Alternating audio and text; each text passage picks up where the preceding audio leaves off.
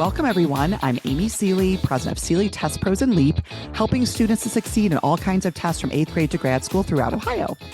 And I'm Mike Bergen, president of Chariot Learning, helping students with tests, school, and life based out of Rochester, New York. Between the two of us today, we have over 60 years of experience at the highest levels of the test preparation and supplemental education industries. We both love to talk and learn about the latest issues in education, testing, and admissions. So let's get down to tests and the rest. The fascinating topic we want to explore today is the importance of calculators on the SAT and ACT. But first, let's meet our special guests, Vinny Madera and Tony Miglio. Vinny Madera has tutored since college and made the decision in 2007 to become a full-time tutor, creating his own company, Test Prep Wizards. He is a huge fan of data and statistics, moonlighting as a math enthusiast at Fairfield University, where he teaches a variety of math courses and freshman experience workshops. He brings this love of numbers and trends to Test Prep Wizards in the form of its state-of-the-art analysis programming. Vinny developed Test Prep Wizards reporting software and has written the company's SAT and ACT manuals. Tony Miglio is the owner of NKY Tutoring and is a nationally sought-after test prep expert specializing in the math section of the ACT. He has worked with students locally in the greater Cincinnati area, as well as students throughout the U.S. and Europe. He has been an ACT tutor for more than 15 years, with the last 10 years specializing in helping students conquer and raise their ACT math scores. Welcome. Hi, Amy. Nice to see you, Mike. Hey, guys. Thanks for having us here. We are thrilled to have you guys here, not just because you're good friends of ours. We love to talk about everything having to do with math and calculators on the SAT and ACT. Before we dive into this mutually acceptable conversation, let's talk about you guys. Now, you've both been guests on the show before. Tony, you appeared in episode 48 to discuss how test prep and sports are similar. That's right. Ye old days. And then again in 225 to discuss calculator usage on the SAT and ACT. Vinny, I think you're ahead in the appearance list. You appeared in episode 141 to discuss tracking test score data, in episode 225 to discuss calculator usage on the SAT and ACT. You did a sponsor spotlight for Test Prep Wizard score reporting in episode 340 and 511 to discuss answer traps on standardized tests. So even though longtime listeners know you both, we'd like to hear a bit about what you guys are doing right now. Tony, we'll start with you. So once again, thanks for having me. I appreciate it. So I'm still working, heads down on ACT math, working with students across the country. I'm up to 48 of the 50 states, guys. So if you know anybody in Alaska or Maine, you can hook me up with. That would be wonderful. Yeah, I mean, really just kind of working through with the new ACT format, trying to make sure I grasp that really well, to make sure I can communicate that with my students.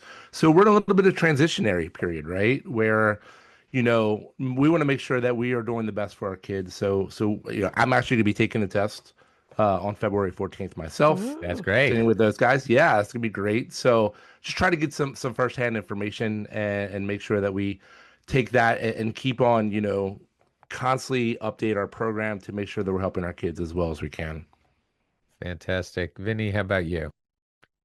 Just if you know me, I just always have 1,000 projects in the queue. We've worked with our testing software for updating it for the new tests, enhanced ACT for the digital SAT, trying to make the process easier, and also giving more actionable insights to students and companies. We have a DESMOS calculator course in the works for the SAT, and Tony and I also have a digital calculator course in the works for the ACT as well. And maybe some breaking news. This is my last semester at Fairfield University. So wow. Oh, wow. After Leaving academia. You're too young to retire, Vinny. They're not forcing me out, but my contract has expired, and I'm gonna, now instead of having 2 full-time jobs, just double up the amount of time that I'm here at the company. So starting in the summer, it's going to be a cool transition for me. I'm excited. That is exciting. Congratulations. It's always exciting to watch our friends in test prep, like their journeys, their professional journeys, right? And especially, there's nothing better than watching somebody leave, quote unquote, their day job to fully embrace this world of test preparation as their one and only full-time occupation, right? That is exactly right. And listen, our full-time job is figuring out how to help students earn their best scores to meet and exceed their goals on tests like the SAT and ACT.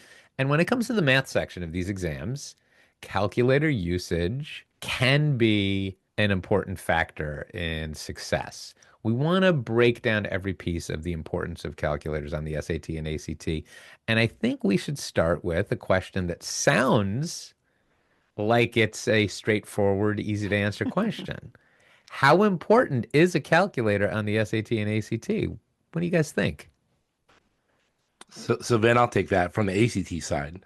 So have kind of estimated roughly about 20% of the problems on the math test you can solve directly with the calculator, right? So that's, I mean, 20%, it's almost like the ACT. As long as you know how to use a calculator well, you can grab those points. So, okay, I just want to speak to that qualification. Yes. As long as you know how to use the calculator well. Yes, absolutely. That's the key to the whole thing. You're not wrong. And so the good thing about the calculator, it is big and powerful. The problem with the calculator is it's scary. There are a lot of buttons and menus, right? And we'll definitely talk about that. But if you know how to use it well, that's the key. You know, if you don't know how to use it well, you might as well use a calculator that you're familiar with, so you could be successful that way. But you know, I would say, especially too, Mike. You know, you brought that up with the ACT math used to have 60 questions. Now you only have 41 questions. Every question is that much more important. Mm-hmm. So you want to make sure that you put your best foot forward and that you can do everything that you can to get those problems right and to be successful. So does I that think 20%, does that 20% estimate that you gave apply to the enhanced ACT? yeah, I think kind of reading back through the tests that we have for that, I would still say that's fair. Okay. And I want to ask one question for parents who may be listening. How well versed in calculator use do you think a typical teenager is? I can take that Yeah, one. go ahead, Ben. I'll let you speak to I have thoughts on that too. The answer is not much. Not much. Right? I think the average student that we see comes in having a nice fancy calculator or having familiarity with Desmos from school, but not knowing how to really use it. They can, click some buttons on the TI 84 color. They can change their AXI colors, but they really can't unlock what it can actually do. They don't understand how to maybe evaluate functions with it. They don't even many times know that you can do complex numbers on it and unlock a lot of, basically free points on a test like the ACT. Desmos especially, I think, well-intentioned teachers will create modules and students can kind of click through things on Desmos, but they don't know what they're doing. So I think that can many times build a false sense of security that, oh, I got Desmos, I've used it a ton of times in school, but then confronted with the SAT or the enhanced ACT, they're like, maybe I don't know what I'm doing. And it's interesting how the tests are actually driving it, right? Like I think the tests themselves are pushing this kind of barrier into using the tech, and students and families need to realize like then their students need to learn it to be able to get their best score. When we talk about calculators and we talk about, you guys are referencing it, I think you're thinking of a particular model calculator. So what calculators are you thinking about when you're thinking about the ones that students should be using on exams like these? So for the ACT, it's probably about 90 to 95% of my kids already have it, but it's a TI-84, so Texas Instruments 84 plus. Now there's a model, Amy and Mike, there's a plus and there's a plus CE. Most of my kids have one or the other. I believe the CE is a little bit better, has a little bit more functionality. But yeah, I would say that's the one for me. There are other versions of scientific calculators which are out there, but typically I feel personally like the CE is the one that kind of allows kids to kind of make the most benefit on the test. Vinny, what about you? That's the same here. Most of our students have the CE. We do a lot more SAT than ACT, which makes it a little bit nicer now because of Desmos being incorporated into the test. It really doesn't matter for the students coming in. I'm like, right, the calculator's cool, but you're using Desmos for the test anyway. So that's my question for at least for SAT, because you have the built-in calculator, because it's a digital test. Should students rely exclusively on Desmos for SAT, or should they be bringing this additional calculator with them? I think that's a great question. I think the easiest answer is if you feel comfortable doing something on your calculator, do it on the calculator. But anything that you can do on your calculator, you can replicate either with the graphing calculator in Desmos or just the scientific calculator in Desmos, which is relatively new, that many people may not even know exists on the test. Hold that thought because I want to get into scientific versus graphing. But when we're talking about models of calculator, I work with a lot of students who have the TI Inspire, or we see students with different kinds of Casios. Like, should they feel that they don't have the absolute best calculator that they need for the SAT or ACT? I think they're all good. I think they're all, I mean, it's really what you're more comfortable with, honestly. And that's what, when I talk to a student, like what calculator should I have? I said, you should use the one that you are the most comfortable with, right? Because the last thing you want to be doing is on the test and say, I know I can do this, but I don't know where it is. And you spend half this test looking for something and you waste all your time, right? So I would say, familiarity and comfort level is probably number one. So that if that's the Inspire and you're really good with the Inspire, use the Inspire, right? If you're good with Desmos, awesome. If you like the TI-84 CE, do that. I just know, there's a lot of functionality and you can do a lot of the stuff like on the Inspire and the CE. You're just in different menus and different buttons and things like that. So if you switch from one calculator to the other, there's a little bit of a learning There's a learning curve. So it's absolutely well-meaning parents shouldn't run out and buy a TI-84 to replace an Inspire that a student already knows how to use. No.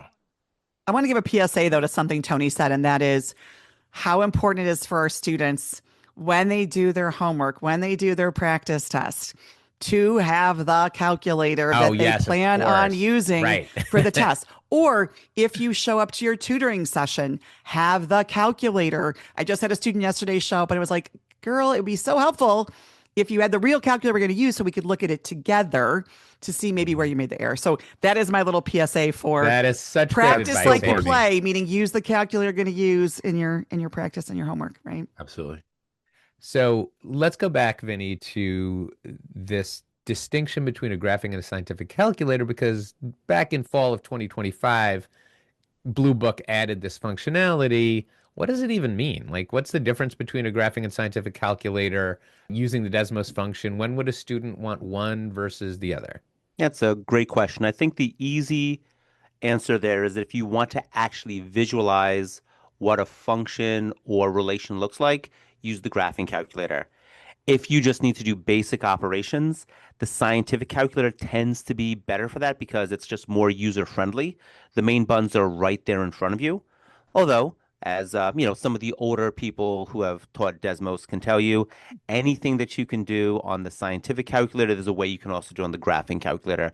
So I think it's just the ease in inputting and seeing what you want on the scientific without necessarily having to know maybe some keyboard shortcuts or having to dig into a couple of menus to find what you want. I think the other main thing that a lot of people love about Desmos as a graphing calculator is the ability to use regression and custom regression, which is something that you can only do on the graphing calculator side. Yeah, regression is so powerful in Desmos for so many SAT problems and presumably ACT problems if you're doing that. I can't imagine a student not wanting to know how to use that in Desmos for the tests.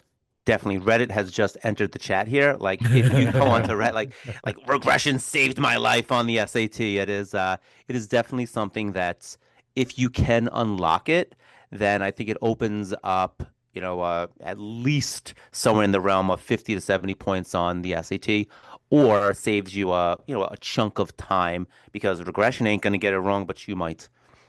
It's interesting, I think, for all of us, since we've all been in test prep for a really long time, to sort of really see how much the significance of calculator usage has changed over our careers, right? How it's becoming more and more essential with the test. So I'm wondering, when we talk about using calculators skill-wise, what are some of, I know you guys are talking about some of them right here, but I'm curious for ACT. We know that ACT now, if you take the digital ACT, you will also have access to Desmos, which is a new thing.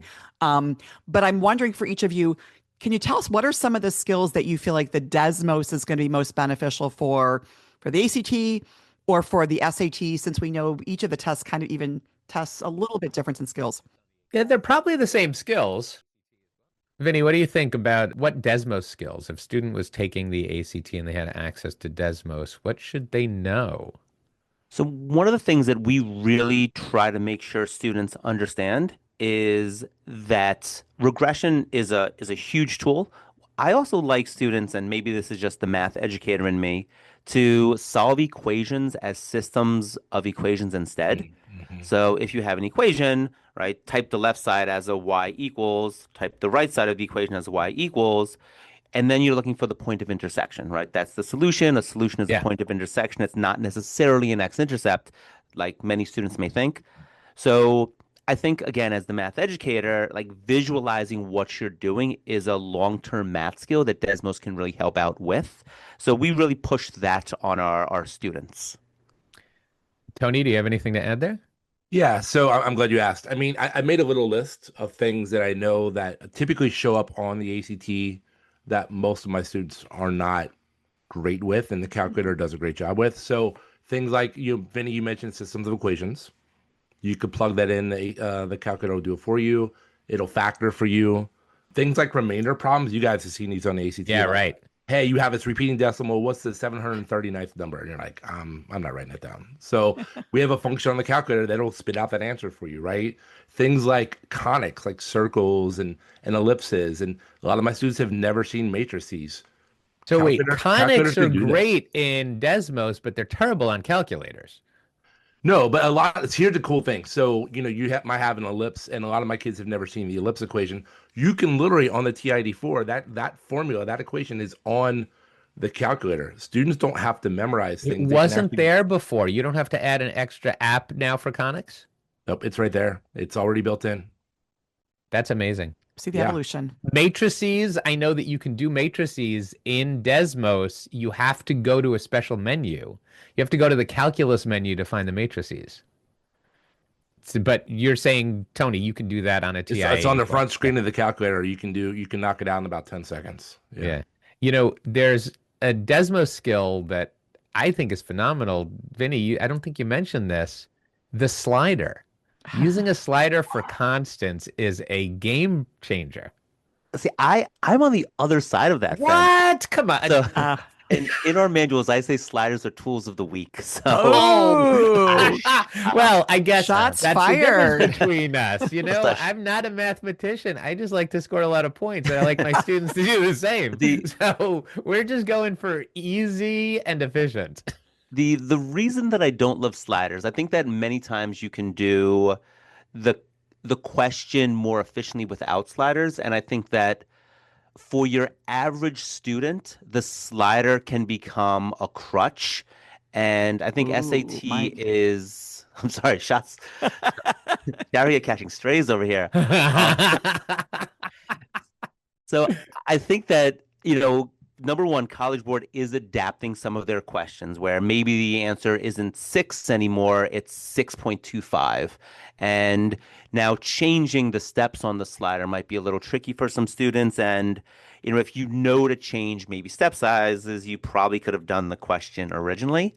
Now, with that said, I think that you can still use sliders to work backwards with questions very efficiently. I think that sliders can help visualize what's going on, or sometimes with, if it's just College Board use the P as the y coordinate of the center of a circle. Sure, just put in the P and you're going to see it on the screen because you don't even realize that P equals 1 there. But I try to have students not use sliders. Yeah, I don't know what you're talking about. Sliders are so amazing for so many students, even high scoring students.